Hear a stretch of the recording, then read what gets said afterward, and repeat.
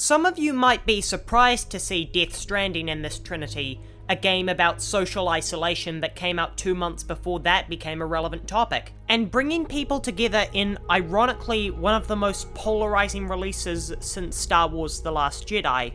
However, those who are keenly eyed will know that rather than elaborate the same criteria 3 different times for 3 different videos, I put my standards in the description of my videos, and in the God of War video, I specifically stated, best does not mean favourite. If I had to define my definition of best, it would be impressive.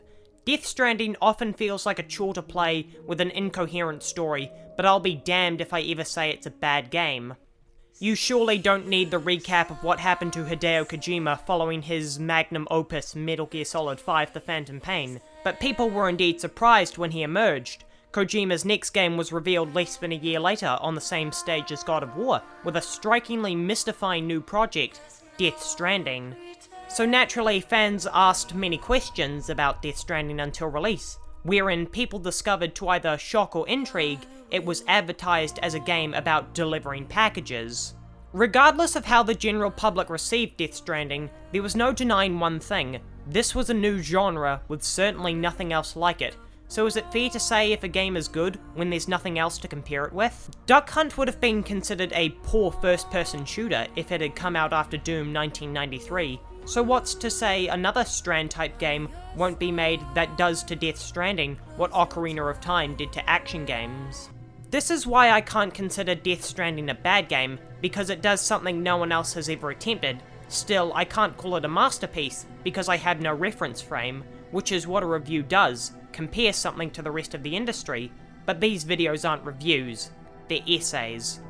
But there is also a divide when it comes to games created by Hideo Kojima. Some think he can do no wrong. I'm not in this camp.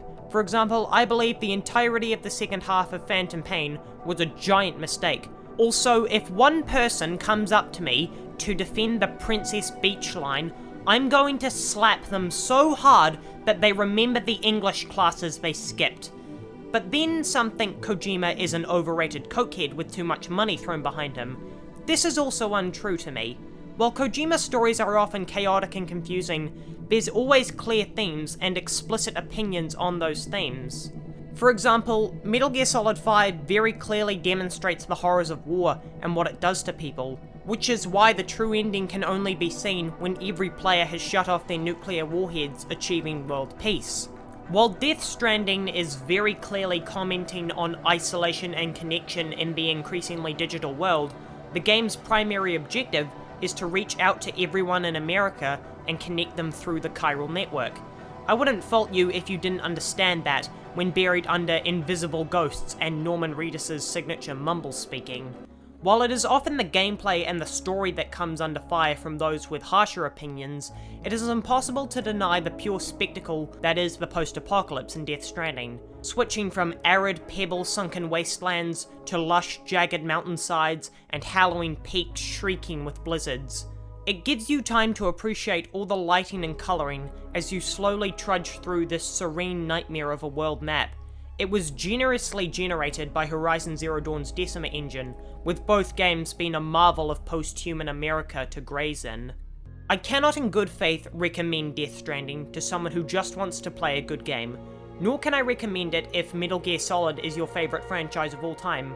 However, if you want a break from the day-to-day of shooting games or the methodical grinding of RPGs, and you're prepared to sit back and play a game for a video game, then the relaxing yet haunting, mind-numbing yet thought-provoking, 40-hour experience that is Death Stranding is more than worth your time. It is impossible for me to hate the game because it's exactly what I want, something new, but I can't love it either because it's the opposite of the other thing I want, exciting.